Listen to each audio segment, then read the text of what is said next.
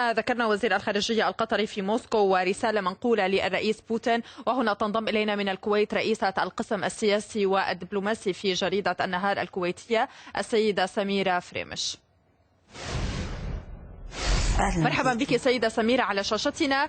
بداية، هذه الزيارة وهذه الرسالة هل تحمل تصورا خليجيا عاما أم تصورا يخص قطر فقط؟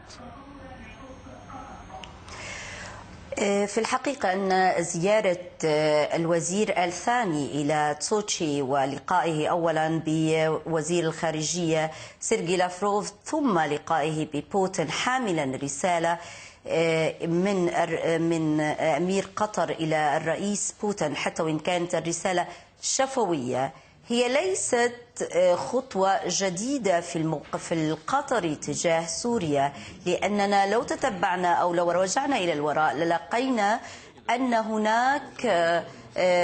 هناك دور قطري منذ بداية الأزمة السورية، ولكن هذه المرة أن الثاني يحمل تصورا جديدا لم يفصح عن هذا التصور، لكن ما بدا من الوزيرة خارجية البلدين أن هناك اتفاق على وحدة سوريا، وحدة أراضي سوريا. بتقديرك ومن خلال متابعتك، ما طبيعة هذه الأفكار الجديدة التي تتحدثين عنها؟ اليوم الوزير لافروف أكد وجود تباين في المواقف كما تفضلت، لكن أكد وجود اتفاق في المقابل على إيجاد حل سياسي للأزمة السورية.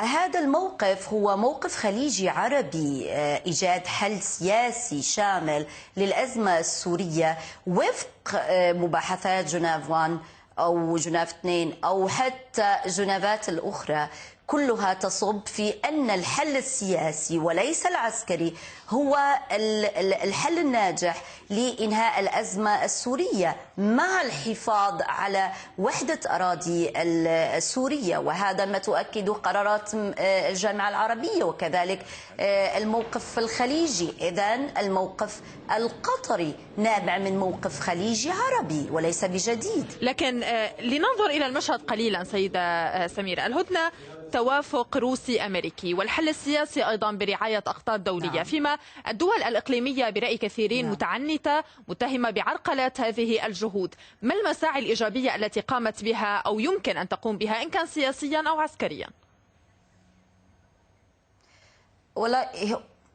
لو لا نستطيع أن نقول أن هناك تعنت للقوى الإقليمية في إيجاد حل للأزمة السورية، وإنما الوضع القائم في الأزمة السورية والتدخلات لعديد من الأقطاب هو من عقد الأمر. الضربات الموجودة سواء الضربات الروسية أو حتى ضربات التحالف كذلك ربما أججت الموقف أكثر تدخلات لجماعات إرهابية متعددة. هذا الأمر هو من يعيق الحل أو التقدم في الحل. المعارضة السورية الغير موحدة لحد الآن، لأن هناك عدة معارضات وليست معارضة واحدة، معارضة الداخل. أنا سألتك سيدة سميرة عن ماذا قدمت هذه الدول الإقليمية التي تقولين أنها دفعت بسبيل إيجاد حل سياسي لهذه الأزمة؟ تواجدها دائم في المباحثات المباشرة في جنيف ودعمها على إيجاد الحل السياسي، لأن جميع الأقطاب هنا في سوريا تبحث عن مكسب. هذا المكسب ربما يكون في غير صالح الشعب السوري، لكن لا يوجد هناك تقدم إلا إذا كانت هناك الأفكار متطابقة، الأطروحات متطابقة أيضا.